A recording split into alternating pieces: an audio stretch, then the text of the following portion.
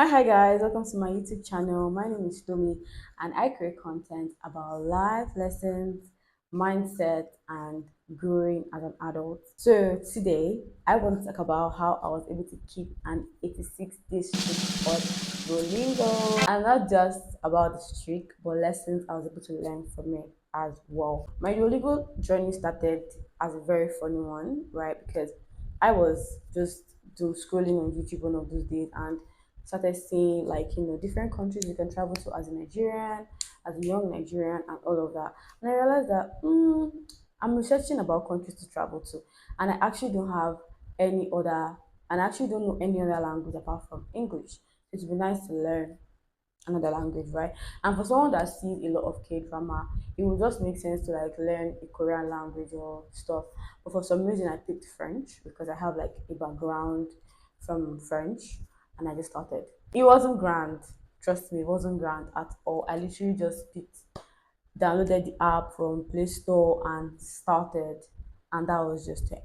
So 86 days later, I just figured to talk about how I was able to keep the 86-day streak on Duolingo. First of all, I'll make it clear who this video is for. Okay, this video is for you if you are a productive person or you're trying to be productive, you're trying to build more structures around your work, around your life, if you're a mom or dad or young person and you just want to do more with your time or learn something, be consistent at something, whatever, right? You're just trying to be better as a person. This video is for you. So let's get right into it. So the first thing I want to talk about is structures, right? Currently, I don't know where the Duolingo app is on my phone, and that's because it is pinned on my home screen, right? It's pinned right there on my home screen, so I don't have to go start searching for it to take my lessons and all that. It's right there on my home screen. All I have to just do is click it and get learning. Okay, so if you're trying to do something, you're trying to learn a skill, you're trying to stay consistent at something, you need to learn how to build structures. Okay, what is the easiest thing I can do to help me do this thing every day or every week, right? Or every month, depending on what consistency means to you. Okay, so build structures around what you are trying to achieve. That is the first step towards being consistent. Two, define what consistency means to you. I already hinted this in the first lesson, right? What does consistency mean to you? Okay, is it once a week? Is it posting once a week? Is it taking this class once a month, once a day, every hour, doing something every hour, maybe drinking water, eating a particular thing? Like it depends. Okay, so consistency to you is not consistency to me, right? There are YouTubers that post content every single day. There are YouTubers that post content every week, and there are YouTubers that post content every month. All right, so knowing what consistency means to you will go a very very long way in helping you stay super consistent at whatever you're trying to do. Three, consistency is not in the big things. I tell you for free. I legit spend 2 minutes sometimes on the Duolingo app taking my classes. 2 minutes, 3 minutes, 4 minutes, sometimes 5 minutes, sometimes 7 minutes, depending on how distracted or focused I am at the moment, right? So consistency is really not in the big things, it's in the small things, it's in just trying to show up at something as much as you can, right? So you don't really need to make it grand, now start like throw a party or whatever.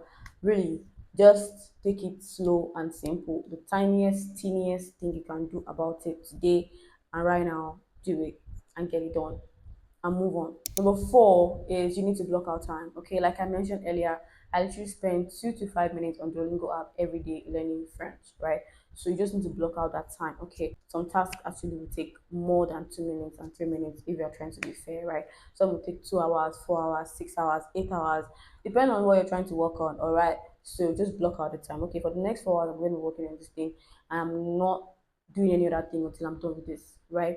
For the next 3 hours, I'm going to be here working on this thing, and if I'm not done, I'm not leaving. Yeah, that is it. And again, the cheat code is just keeping it simple, really. Number five is rewarding yourself. Okay, I actually love this one because Duolingo has a kind of system whereby when you hit a particular streak, they make you feel like you're her, they make you like, oh, you did this, you did that, you're beautiful brain, you're very consistent, you're ahead of 26% of learners today, all of those things. So it's also relatable in other areas of your life as well. So if you're trying to do something, try to reward yourself. Okay, once I finish this task, I'm going to get myself something. All right, depending on what you can afford, if it's monetary wise. Okay, it could be a movie. I'm going to see one episode of a series once I'm done with my task.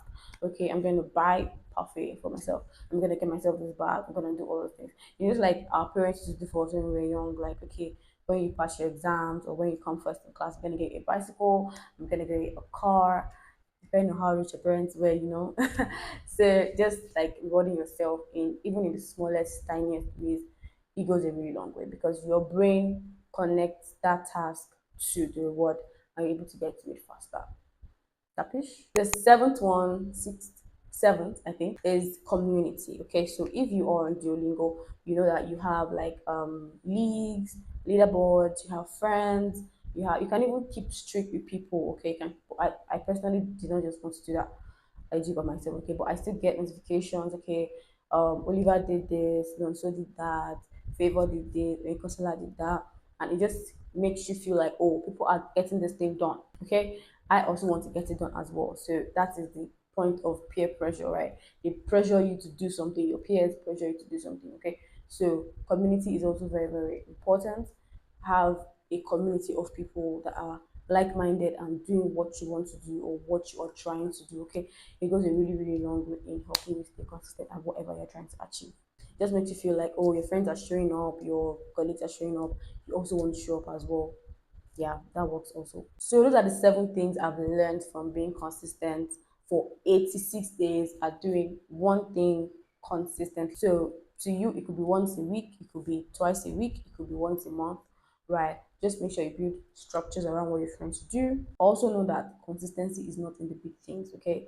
It's in showing up every single day as little as you can, contributing into that jar every day. Also learn to reward yourself no matter how small. It goes a long way in connecting the task to the reward. Also build community around what you're trying to achieve. And with these 7 steps, I know you are going to make progress as regards anything you're trying to do. Okay. Thanks so much for watching. If you watch to this point, you're the real MVP. And make sure you click on the like button, share this to anybody you know who learn a thing or two from it, and also don't forget to click on that subscribe button. Okay, till I come here again, stay intentional.